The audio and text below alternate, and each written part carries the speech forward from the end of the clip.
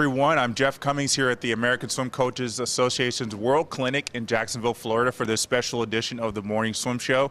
Sitting next to me is Chris Plumb, the head coach of Carmel Swim Club and Carmel High School. The name may sound very familiar. Chris was helped the Carmel Swim Club and Carmel High School girls win their second consecutive Swimming World Magazine National High School Championship, and I know I've said this to you many times, but congratulations, Chris. Thank you very much, and happy to be here today. So you're here giving a talk to the coaches here about Dryland for age group swimmers. So tell us kind of the salient points of what you're going to be talking about.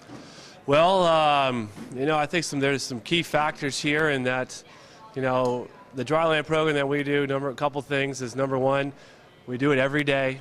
So we do something on land every day with every athlete we have in the program. And so in the original question we asked, what does an athlete look like when they first walk in the door at 5, 6, 7, 8 years old? And then what do we want them to look like when they're 18? And we really wanted to connect the dots and create a progressive program that started when they first walked in and help them be great athletes when they left. And it's important to think about, too, removing any restrictions that older athletes have at a younger age. And our whole idea was, let's get these kids connected. Let's teach them the things that they're not learning in school today, going through PE. They're not getting as much PE. They're not playing outside as much anymore. And so we felt like we had to bring that to the swim club to teach our swimmers to be athletes. And we call them athletes. We expect them to learn how to move on land. And if you can learn to move on land better, you can learn to move through the water better. And it's a progressive program from beginning to end, and our coaches believe in it. And it's been great, to be here, and I'm excited to talk about it tomorrow. It's probably not an easy thing, though. You talk about getting athletes to be able to move on land. But swimmers, it's not. It's not an easy thing to do, is right. it? No, it's not. And certainly we all know what. We've seen plenty of swimmers, and there's a reason why you swim, because, you can't play basketball. But we felt like, if you do something every day and you learn how to move your body better on land through movements, through coordination stuff, through core work, knowing, especially people and young athletes going through puberty, if they can learn how to move the right way and know where their arms and feet are and not look like swimmers on land, we feel like you can have an impact. And we felt like, we have had an impact, and we've seen the difference in the pool with the athletes that we get now. Well, obviously a new season has started here. You just wrapped up the long course season with your club. Talk about what the Dryland is like right now as everybody's getting back into the water. Well, one of the big points we want to make is have our athletes remain injury-free. The most important ability is availability. So a lot of the things we're doing right now is creating what we call bulletproof athletes, getting their shoulders strong, their scapula strong, their core strong, creating an athlete that's going to be able to withstand the rigors and the challenges of the typical swim season. So getting everything prepared to do work. So we're doing a lot of stuff of shoulder work and scapular work, arm step-ups, core exercises, planks, moving planks, crawling, things like that will help prepare them for the rigors of December and January. And I think if you can get ahead of that and stay on top of that now, you're going to have a great season. Is this something that you design, or do you have someone that's a strength training coach that kind of helps you with this? Well, I'm going to give a plug to Vern Gambetta. Originally we started 5 or 6 years ago, and we were doing stuff on our own, and it was kind of haphazard, like, we're good at this, or this is what we did when we were in college and swimming, and we're like, who can we get to really help us take this another step forward? So we hired Vern Gambetta. He comes in a couple times a year now and helps us and create a program and designs and works with us maybe on a monthly basis, designing programs to help young athletes develop. And Vern's been a tremendous asset. He works with all kinds of sports, and it's been great having him. And he's our main source that we look to continue to develop and grow.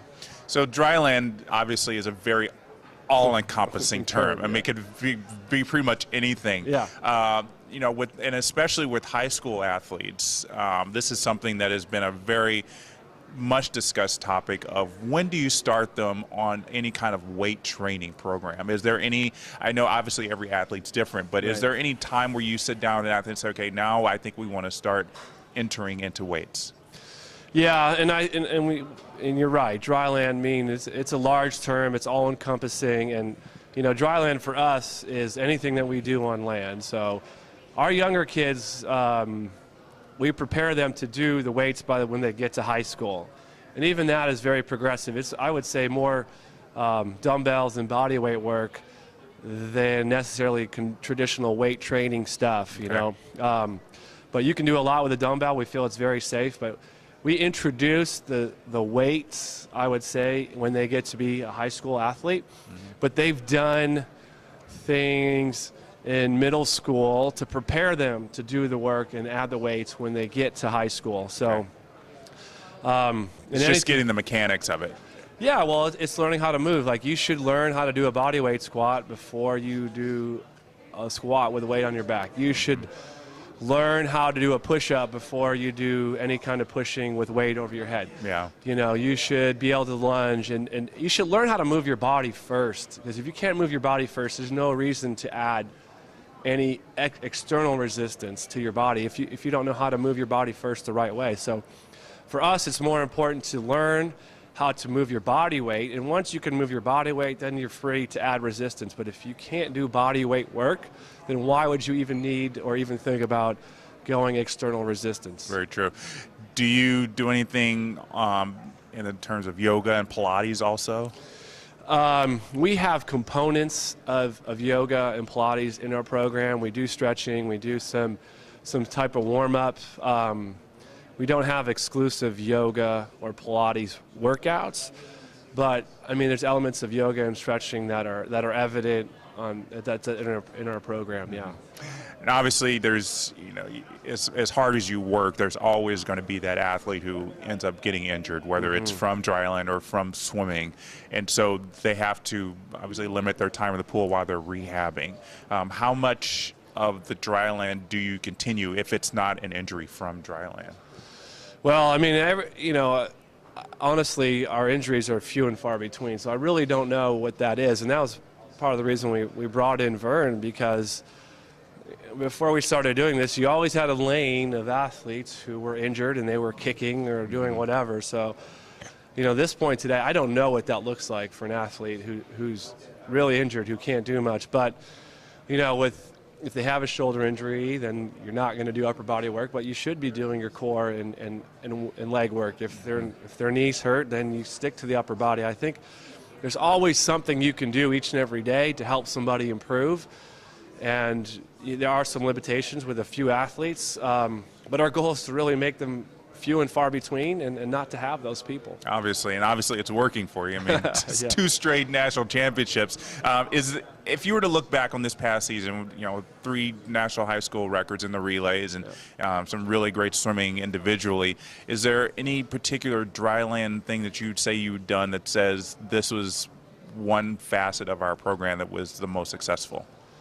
Yeah, I never would say it's any one thing. It's always a combination of things. I mean, I think I can tell you the most important thing we do is we're very consistent with it, doing it every day and being committed to that, even though you might be giving up a little bit of water time. And I know we as swim coaches, you know, it makes us shudder to think about, oh no, we're not going to be able to swim. But, you know, doing it each and every day and being committed to doing it at least 15 minutes of something on land each and every day, I think, is the big thing that we do that maybe others don't do. And you know, you need your athletes to buy into it as well, and they have.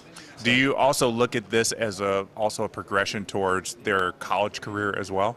Absolutely. I think today in the college programs, you know, you're going to do serious dryland and serious weights, and we feel like our athletes are going to be prepared to handle the rigors of a collegiate dryland program and weight room program coming out of Carmel, and they're ready to do more, and they're ready to handle those challenges they face when they get to that, you know, college program. Yeah, well, like I said, you can't argue with success, Chris. It's just been amazing to see all the things you guys have been doing over the years. I know this is your 8th year as head coach, and it just gets better and better, and we're looking forward to seeing how you guys continue to improve. And that's all we're trying to do each and every year, get better. That's great. Well, thanks so much for joining us, Chris, and thanks to you as well for watching us here at the ASCA Clinic. I'm Jeff Cummings. Thanks for watching.